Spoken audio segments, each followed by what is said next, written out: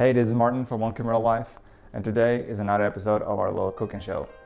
And here at Onekimura Life, we're trying to create a better world by empowering men to take care of their own health. And one of my tools we have to do that is my little cooking show. And today we're going to cook probably my favorite meal right now. It's the salmon tacos. It's salmon, corn tortillas, guacamole, and homemade pica de gallo. It is absolutely phenomenal. It is, it's bonkers. And it's not just a cooking show. It's a way for me to teach you or show you that cooking healthy can be easy and it can go fairly quick. And if this catches your interest at all, then feel free to subscribe to my YouTube channel. Then you'll get notified whenever we post new cooking shows videos like this, or whenever we post any other video for that matter. So we're gonna oven fry this guy. This is about 1.2 pounds of salmon.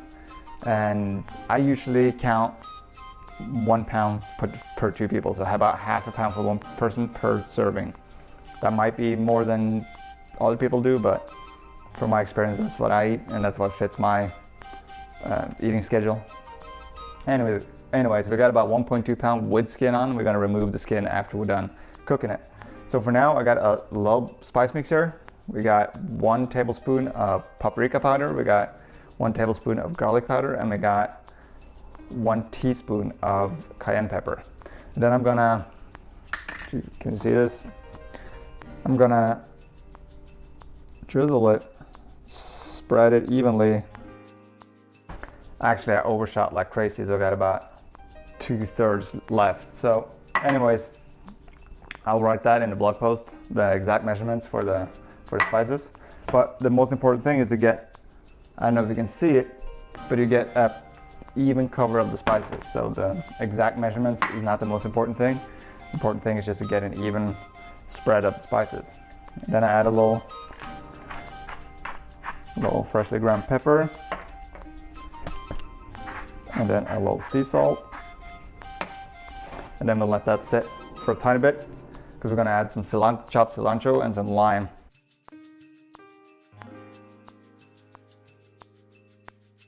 That took a while, didn't it?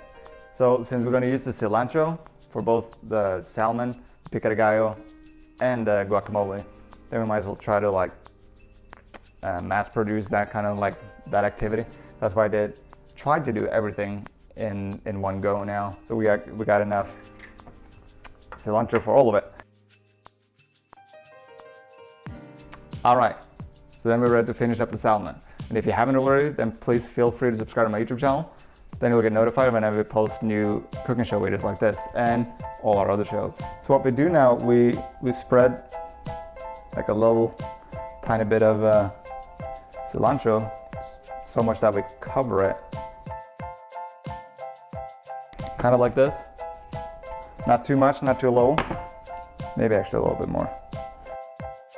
And then we have, I'll move that over to the side. Then we have some lime. Let me just rinse out the lime a little bit. And then I roll it a little bit because I feel like this will loosen up the juices. So it's much softer now. It's much easier to squeeze out the juice. And then I'll do about half of it. And I will slice it in half, and then I'll slice it over like this.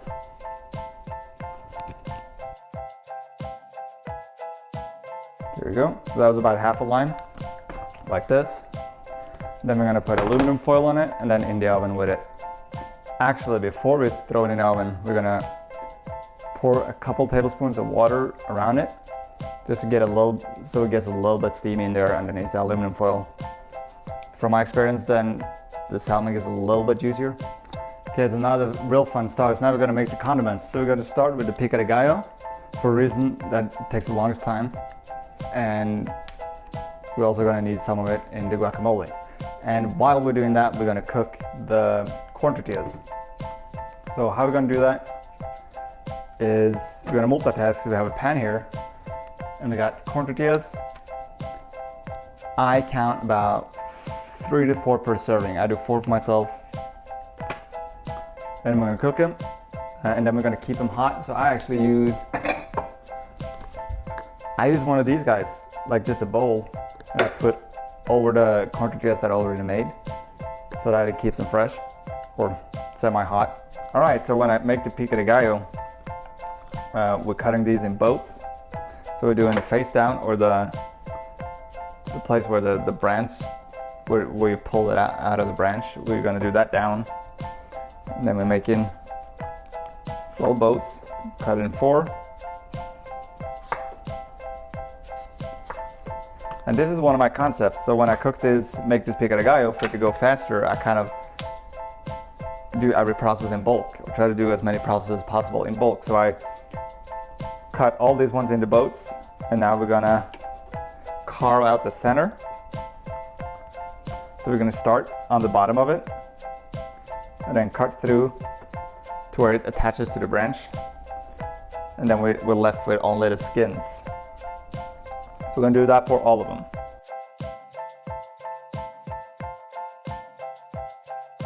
And now we're gonna chop these little boats, or the skins, and then we're gonna do that vertically, like this. And by the way, you should not use your hands when you're flipping these guys, when you're flipping the tortillas, but I'll do it anyway. And then we're gonna make little squares. And watch your fingers now. It's easy to cut yourself, so don't do too many at a time. And then next up we have the red onion. Usually we do half an onion, but this one might be a little bit small. So how I cut it, I make incisions like this, like a couple, and then I go like this. And then I chop it into little squares. And that way, you don't have to sit there and like finally chop it or dice it. It's kind of, you only go like 1, 2, 3. But be careful with your fingers because it's easy to cut yourself. So we do 1, 2, and we sneak in a third one, and we're gonna cut it at a little bit of an angle. Then we do this. This is obviously what I do. You can chop the onion however way you want it. And then once we approach the edge, kind of tilt it over, and then go like this. So I use about a half to 1 lime when I make the pica de gallo. A little trick too to squeeze more juice out of the lime is to, when you think you're done, take both of them and kind of like squeeze them together, and you'll be able to squeeze out a lot more juice. Then we add a little bit of salt to taste, and then a good handful of cilantro, and then we whisk it. Maybe you need more lime, maybe you need more salt, maybe you need more cilantro, but as it looks now, it looks pretty good. It smells pretty good. Yeah, it does probably do. All right, so now we're gonna put the pica de gallo in its own little bowl, and then we're gonna make new guacamole in here. But before I continue, if you're sensitive to cilantro, then try to throw in a little bit at a time, maybe not a whole handful, because it can quickly become too much. Same with the salt, and same with the lime. So anyways, the best thing about making it from scratch is that you can taste it continuously throughout the process, right? So luckily I have some of the chips available here. Divine. So, and these guys, if you don't have it, you should definitely get one of these spatulas. Or maybe not this brand, but a spatula in general. Makes it so much easier to just spread things and pour things out of bowls and all that kind of stuff. Then I like to leave a little bit in there, like this much. That will mix with the guacamole. So this should be plenty for 1 dinner plus for 2. Because we don't really have that much other stuff. This recipe is predominantly guacamole, pica de gallo, and a little bit of shredded cabbage. So over to the guacamole. I use between 1 to 1.5 avocados. Make sure they're ripe and nice. And then when I split split, no, when I cut it like this. I make little cuts in it. So if you do it like this, be very careful so you don't cut yourself in the hand. And then I go perpendicular. It is very easy to cut yourself, so unless you're very skilled or you know how to handle a knife, you've done it before, maybe you should try another way. Here too, there's a piece that is usually attached where the avocado was attached to the branch. This usually comes off, so try to make sure I don't get this in the guacamole too, because it doesn't taste that good.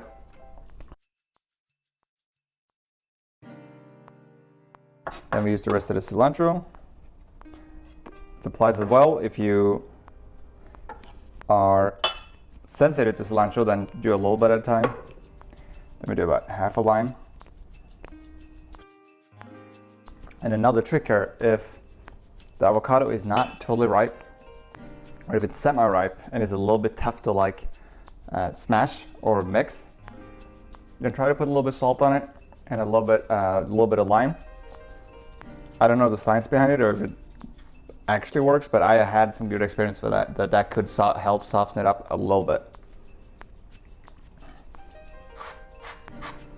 A little bit salt to taste. Then I kind of try to smash it. Also be aware that if you use the same bowl as the bowl you used for the pica de gallo, there might be a lot of lime juice left in it. So if there's a lot of lime juice left in it, you might not need a full half a lime in it. That's kind of you kind of have to make that evaluation on your own, and you'll definitely learn by doing. But I'd rather have not an overloaded lime, but not too little either. So you kind of have to feel your way forward here and what tastes good. But I definitely like having a little bit of pica de gallo in it. There you go. And luckily we have more chips so we can taste this one too. This is a dangerous one. So you gotta kind of keep this away from people because everybody will just start eating guacamole before dinner. And then you won't have any guacamole left. So hide this from people. Anyway, so that's it. So now we're just waiting for the salmon to get done. So we got the guacamole, we got the pica de gallo, and we got the tortillas. Actually, I started a little bit too early with the tortillas probably, so you can kind of wait that out a little bit. Actually, I forgot. Yeah, we got to do the cabbage too. So I'm just gonna chop off a little half circle of cabbage. All right, so now we're back and the salmon is done, and we're gonna take it out of the oven. So we gotta be a little bit careful here. There might be some, what do they call it? Not fog. Anyway, it's not important. Steam is the word. Yeah, that looks beautiful. So that's it. It's been about 25 minutes. So I'm gonna let it rest for a few minutes and then we're gonna make the tacos. Now we're gonna, since we got skin on the fish, we gotta skin the fish. And I like to bring it out of the pan. Then I just flip it around. And now it's a little bit harder the skin comes off more easier than when it's raw, but it's hot, so it's a little bit more, gotta be a little bit more careful. Usually it comes up pretty easy, just like by doing this.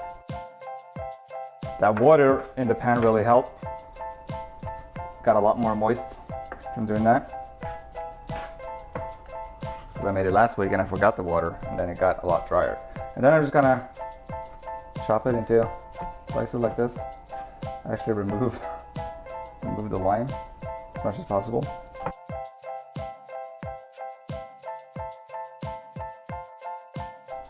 And here we have it, salmon tacos with guacamole and pica de gallo. Looks great, doesn't it? Not only is it healthy, but it's good for you too. And if you like this video, feel free to subscribe to my YouTube channel. There I'll post more of these cooking shows and also other health info that you can benefit from, like how to change your lifestyle and various different hacks and exercises. So until next time.